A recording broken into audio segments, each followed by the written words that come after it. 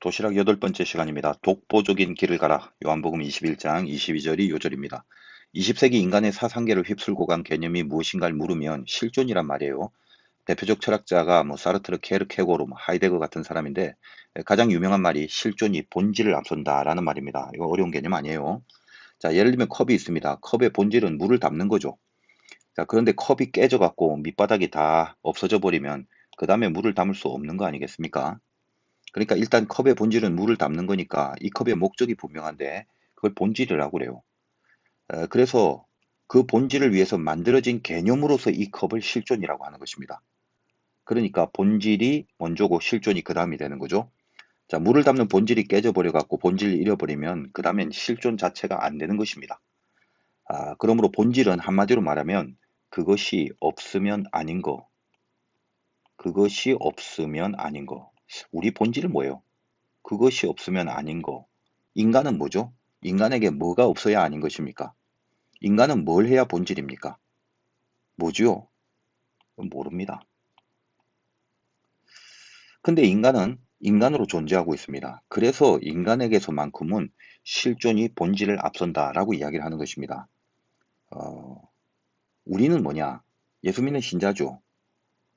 본질이 뭔지를 알고 살아갑니다. 본질적인 실력이 있냐 없냐는 둘째 문제고 예수 믿고 살아가면서 분명히 알고 있는 진리는 인간은 하나님 보시기에 좋은 존재, 하나님이 보시기에 좋은 존재, 요게 신자의 본질입니다. 근데 죄가 들어와서 하나님 보시기에 좋지 않게 돼버렸어요. 본질이 깨져버린 거죠. 그래서 인간은 자기가 뭔지, 인생이 뭔지, 가야 할 길과 해야 할 일이 뭔지를 모른 채 그냥 삽니다. 불쌍한 실존이 돼버린 것이죠. 본질 없는 실존, 다시 말해서 실존이 본질에 앞서게 되면 반드시 나타나는 증세가 뭐냐? 불안입니다. 불안은 두려움을 주는데 두려움엔 두 가지가 있습니다. 공포와 불안. 공포는 대상이 있어요. 열대 맞아도 한 대 때릴 수 있습니다. 대상이 있으니까. 불안은 뭐다? 대상이 없어요. 막연해요. 어디서부터 비롯된 불안인지 파악이 안 됩니다. 자, 예수 믿는 사람이 그 대상 없는 불안함 속에 살아가는 이유가 뭐예요? 대상 없는 불안이 생기는 이유가 뭐죠? 하나님 없는 거예요. 인간은 하나님이 없으면 본질에서 비본질이 됩니다. 컵이 깨지면 아무리 위에다 때려 부어도 줄줄줄 다 새버리는 것과 같다는 것입니다. 자, 아담이 처음으로 두렵다라고 고백한 현장이 어딥니까? 선악과 따먹고 죄를 짓고 나서 하나님의 낯을 피하여 숨었던 그곳입니다. 그래서 뭐라고 하죠? 내가 벗었으므로 두려워하여 숨었나이다. 자, 정말 벗어서 그래서 두려워했을까요? 언제 입고 산 적이 있습니까? 아담 자체가 자기의 두려움이 뭔지 모르는 거예요. 인간의 두려움은 하나밖에 없는 거죠. 하나님을 피해서 있을 때. 여기서 두려움이 생긴다는 것입니다. 인간의 불안의 뿌리에 부족함이 있습니다.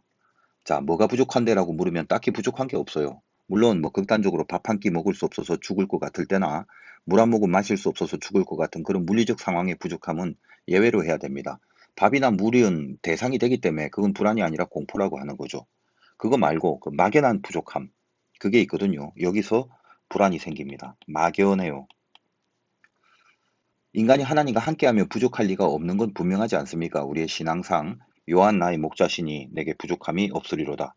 늘 암기하고 외우고 있지 않습니까? 근데 이상하게 부족해요. 여러분, 하나님이 나의 목자임을 믿습니까? 그러면 이건 무조건 아멘 하죠. 자, 그러면 그래서 부족함이 없으시죠? 그러면 이거는 노맨입니다. 뭐가 잘못된 거죠? 하나님이 나의 목자임을 안 믿는 거죠. 인간이 하나님을 떠나 있으면 하나님은 안 보이고 세상만 보입니다. 여기서 인간의 가장 불신앙적인 의식이 하나 생기는데 그게 뭐냐? 비교의식이라는 게 생겨버린다는 거예요. 우리 설교 속에서 비교하지 말란 말 무지 많이 듣지 않습니까? 하나님 보시기에 좋은 것이라는 그 본질이 사라져 버리니까 세상이 보기에 좋은 거라는 비본질적인 가치가 의식 속에 들어와 버린 것입니다. 비교한다라는 거. 다른 사람들이 살아가는 내용이나 방법이나 정도를 따라가는 그걸로 안심하는 거예요. 그리고 그 이상을 가야 하는 것을 좋은 거라고 착각을 합니다. 그래서 모든 비교 의식은 어디로 가냐? 사람을 비교하기 때문에 시기심으로 가게 되고 이 시기심이 예수 믿는 사람 안에 들어오면 100% 원망이 됩니다. 왜냐? 비교를 하기 때문이죠. 이스라엘이 광야에서 맨날 하나님 원망하지 않습니까? 애국과 비교하기 때문입니다. 하나님이 함께 하느냐 안 하느냐를 비교하는 게 아니라 애굽에서 했던 것이 있냐 없냐 그걸로 비교하죠. 여러분이 속으로 뭔가 큰일이다 불안하네라고 여기는 부분이 있습니까? 그게 뭐죠? 이 어려운 시대에 남들은 재테크한다고 집을 사니까 집값도 많이 오르는데 나는 이대로 있을 수 있는가? 또 주식 사고 여러 가지를 한다는데 막 번창하는 것 같은데 난 지금 뭐 하고 있나? 나도 뭔가를 해야 하지 않은가? 이대로 가면 별 볼 일 없이 망하는 거 아닌가? 전부 다 그런 생각으로 큰일이다라는 불안함을 느낍니다. 신자들의 고질적인 문제가 그거죠. 세상 사람은 세상이 전부니까 이해해줘야 됩니다. 결국 죽으면 아무것도 갖고 갈 수 없다는 거 이거 분명히 알면서도 세상이 전부인 사람들한테는 이거 고칠 수 없는 허망한 욕심 그게 그들의 에너지입니다. 우리는 당연히 다르죠. 세상이라는 것은 훈련의 장소고 만들어져야 되는 연습의 장소 아니겠습니까? 뭘로 연습하고 훈련을 하나요? 본질 연습하고 훈련합니다. 죄로 인해서 깨져버린 실존을 다시 본질로 돌이키는 연습과 훈련의 장소. 이게 세상입니다. 하나님과 함께하는 그 연습과 훈련, 우리에게 있어서 세상이라는 가치는 그것뿐이거든요. 고로 신자가 갖고 있어야 될 인생관이라는 게 뭐냐? 다시 말하여 세상관. 이 세상은 연습과 훈련이라는 거죠. 우리는 본질이 죄 때문에 깨져버렸습니다. 그래서 실존으로 가죠. 그러나 우리는 다시 실존에서 본질로 가는 그 연습과 훈련을 세상에서 해야 된다는 것입니다. 베드로가 훈련 많이 했어요. 핵심적인 훈련이 두 개죠. 첫째는 통곡하는 영성이 있었습니다. 누가복음 22장 61절에서 62절 보니까 주께서 돌이켜 베드로를 보시니 베드로가 주의 말씀 곧 오늘 다 굴기 전에 네가 세 번 나를 부인하리라 하심이 생각나서 밖에 나가서 심히 통곡하니라. 자, 말씀이 생각났답니다. 말씀이 생각났다. 그러니까 하나님의 말씀이 불현듯 나한테 하시는 말씀이다라는 걸 느낄 때가 있어요. 그렇지 않습니까? 설교를 듣거나 성경을 볼 때 이건 나한테 하신 하나님의 말씀이다. 그때 눈물 나죠. 가책이 되거나 혹은 위로와 힘이 돼서 그래서 눈물이 날 수도 있는 경우도 있겠지만 사실 눈물의 근본적인 이유가 뭡니까? 베드로의 통곡의 근본적 이유, 하나님이 나를 아신다는 것을 느끼는 거죠. 하나님이 나를 아신다. 그것 때문입니다. 다른 말로 하면 하나님이 사랑하신다는 걸 알게 되는 거예요. 하나님을 나를 아신다는 게 뭐예요? 왜 아시나요? 심부름 시키려고 그러나요? 아니죠. 안다는 말은 사랑한다는 거죠. 그래서 베드로한테 나중에 책망이나 질책 안 하시죠. 사랑하느냐라는 것을 세 번이나 확인합니다. 말씀을 듣고 눈물을 흘리는 그 훈련을 받았어요. 두 번째, 독보적인 영성. 이 훈련을 받았습니다. 요한복음 21장 21절에서 22절인데 부활하신 주님이 베드로에게 그의 인생을 말하면서 너 젊을 땐 스스로 다니지만 늙어서는 원치 않은 곳으로 인도한다. 그 말씀 주시죠. 그리고 나를 따르라 합니다. 근데 늘 예수님 품에 있는 그 사랑의 제자 요한이 보입니다. 베드로 눈에. 그래서 물어봐요. 주님 얘는 어떻게 되는 겁니까? 그때 뭐라고 합니까? 주님이 네가 무슨 상관이냐? 그 말이죠. 굉장히 중요한 영성입니다. 너는 나를 따르라. 이 말씀을 딱 하십니다. 우리에게도 마찬가지라 이 말이죠. 비교하지 마십시오. 네가 가야 될 길, 너만이 할 수 있는 독보적인 길이 있다. 하나님 보시기에 좋은 너만의 길이 있다라고 말씀을 하시는 겁니다. 사람들이 시험을 받고 오는 그런 그 모임의 1순위가 동창회 같은 거예요. 어릴 때 같이 코 올리고 놀았는데 나중에 보니까 뭐 집도 크고 차도 좋고 자식들도 잘 되고 비교하다 보니까 이제껏 잘 살다가 갑자기 비교를 하니까 이게 뭐냐라는 생각이 드는 거죠. 세상 사람들이 그렇게 사는 거 이해합니다. 그런데 하나님의 자녀들이 하나님을 소유하고 아버지로 삼고 있는데도 이 하찮은 세상의 내용들과 비교해서 불안해지고 시기하고 원망하고 있으면 그것처럼 못나고 어리석은 인생이 어디 있겠습니까?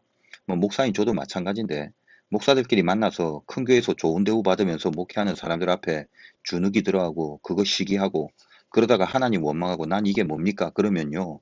그게 종이라고 할 수 있겠습니까? 뭐 너무 힘들게 목회하시는 분들 이해합니다만은 하나님의 종으로 살면서 침 흘릴 게 따로 있죠. 그런 것에 침 흘리고 살려면 사업을 하지 왜 목회를 하려고 하는 겁니까? 사업할 실력은 없으니까 종교 사업으로 성공해 보자는 그런 심보인가요? 적어도 주님의 종이라면 그 종들의 자존심이 있잖아요. 여호와가 나의 목자시니 내게 부족함이 없으리로다. 그걸 제일 분명히 믿어야 할 사람이 목사들 아닌가요? 여러분들도 마찬가지고요. 그럼 도시락 잘 되시기 바랍니다. 상대적 부족함을 느껴서 괜히 자기 길에 대해서 의심하고 원망하고 불안해하지 마세요. 혹시 지금 길이 없다고 혹은 길이 틀리지 않았나 하면서 비교하고 원망하고 시기하고 그런 사람들이 있으면 베드로의 영성을 잘 적용시키시기 바랍니다. 나에게 하신 말씀이라는 거 깨닫고 통곡의 심령으로 도시락을 드세요. 하나님이 여러분을 알고 있고 여러분을 사랑하시기 때문에 말씀을 주십니다. 그리고 나서 독보적인 길을 가고 있음을 그걸 확신하시기 바랍니다. 이 독보적이란 말은 뭐 독창적이고 개성 있고 창조적인 길을 가라는 게 아닙니다. 독보가 뭔지 아세요? 그냥 제가 한번 생각해 본 거예요. 이거 독한 보호하심입니다. 독하게 보호하시는 거. 멋진 말이죠? 이거 믿고 기도하세요. 비교처럼 어리석은 일이 없습니다. 하나님 보시기에 좋은 길, 그건 나에게만 허락되고 나에게 함께 함으로 하나님과 함께 가는 길, 그것임을 아시기 바래요. 베드로가 이 독보적인 길을 가는 그 믿음 갖고 나니까 은과 금은 내게 없지만 뭐죠? 세상적으로 비교할 때 세상적인 건 없어요. 그러나 나에게 있는 게 있단 말입니다. 예수의 이름, 그 독보적인 거죠. 그 예수의 이름으로 전부 다 일으켜 세우지 않습니까? 이게 영광이잖아요. 독보적인 길, 독한 보호하심, 그 길로 가는 것이 하나님 보시기에 좋은 것입니다. 사망의 음침한 골짜기 갈 수도 있어요. 왜요? 그 사망의 음침한 골짜기를 갈 때는 느낌이 아무리 둘러봐도 나 말고는 다른 사람은 없거든요. 전부 크고 화려하고 넓은 길 가고 있어야 안심하기 때문에 이 골짜기는 잘 안 가요. 그러나 골짜기냐 대로냐 그게 중요한 게 아닙니다. 독보적인 길이냐가 중요합니다. 독한 보호하심이 있는 길이면 됩니다. 무엇으로 확신하냐고요? 하나님이 나의 목자임을 믿고만 있으세요. 강력하게 그걸 믿고 있으세요. 다른 건 상관하지 마세요. 내게 무슨 상관이냐? 너는 나를 따르라. 지금 여러분 혹시 불안합니까? 하나님이 목자임을 그걸 진짜 바라고 있습니까? 그러면 확실히 그걸 믿으세요. 지금 틀린 길 가는 거 아니고 망한 길 가는 거 아닙니다. 길이 막힌 게 아닙니다. 불안해하지 마세요. 독보적인 길을 가는 겁니다. 도시락 맛있게 드시길 바랍니다.